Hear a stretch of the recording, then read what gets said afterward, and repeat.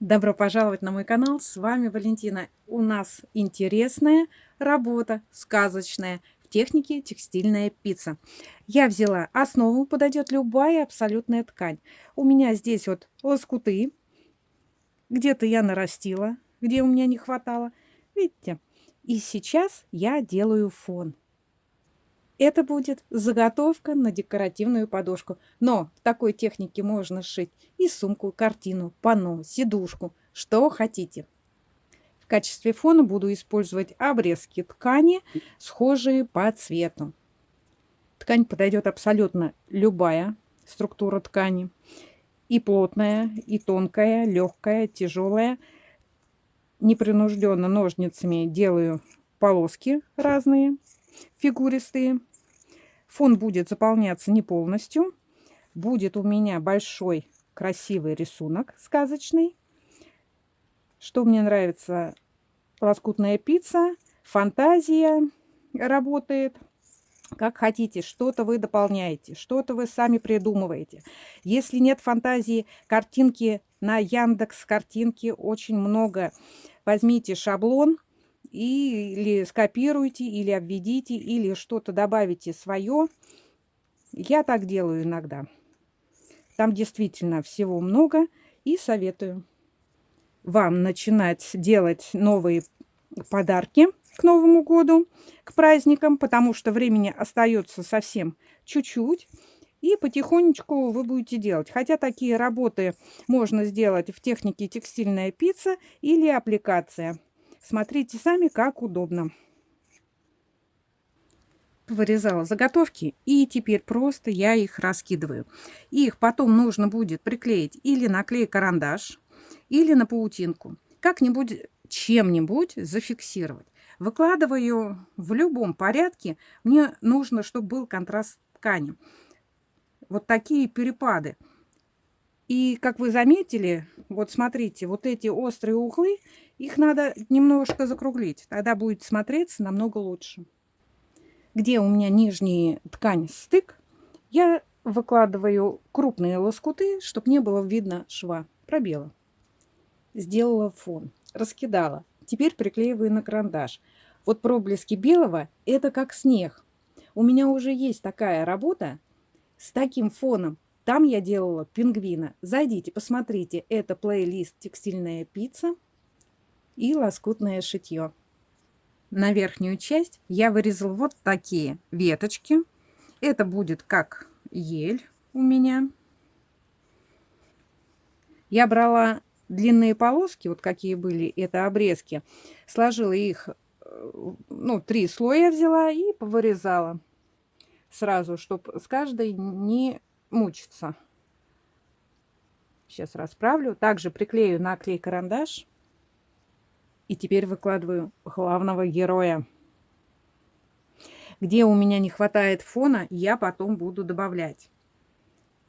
Это верхняя голова, это мордочка. Это я сделала рога. Сейчас все отрегулирую. Это будет у меня олень. На ушке также сделала, чтобы был контраст цвета.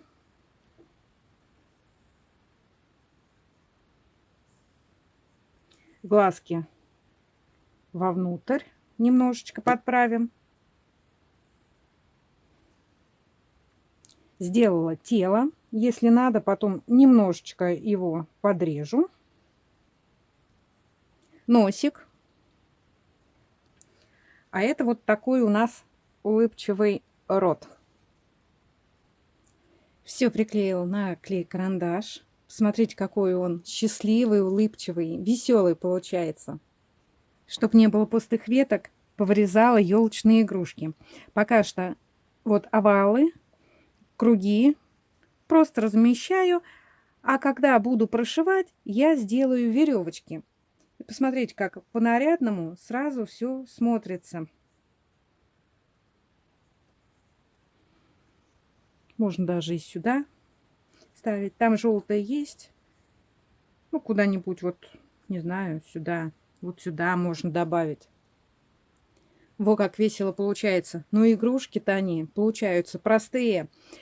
Можно взять любой лоскуток ткани другого цвета и вырезать какие-нибудь квадратики, полосочки, или когда вы будете прошивать, сделать другим цветом ниткой какой-нибудь рисунок, орнамент.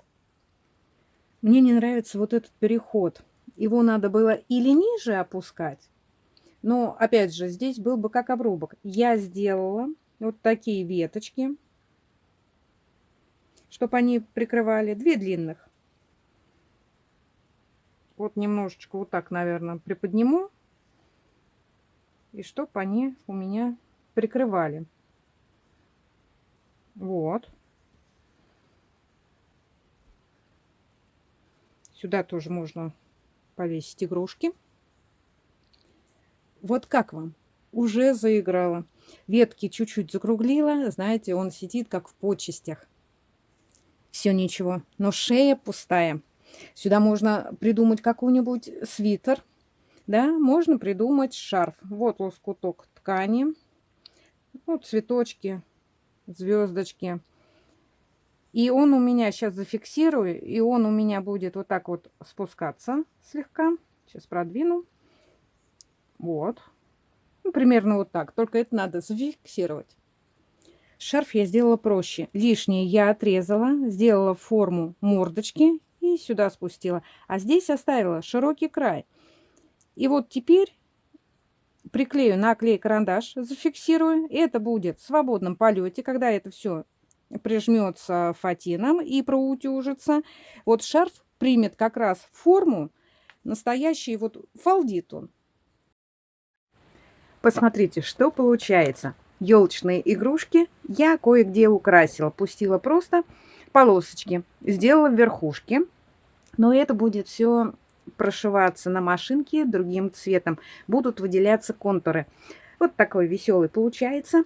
Я накрыла сеткой этот тюль. Проутюжила через мокрую марлю. Зафиксировала булавками и приступаю к стежке. Стежку можно делать на свободном ходу и на простой строчкой. Самое главное зафиксировать все ваши маленькие картинки, чтобы они со временем эксплуатации у вас не отвалились. И опять же стежка. Если вы шьете на простой машинке, можно просто взять промежуток там 1-1,5 сантиметр и, допустим, идете вы в одном направлении, в другом направлении, меняете направление, прошиваете волнами, какими-нибудь завитушками. Но я буду шить на свободном ходу. Чем мне нравится свободный ход, кручу, верчу, куда хочу.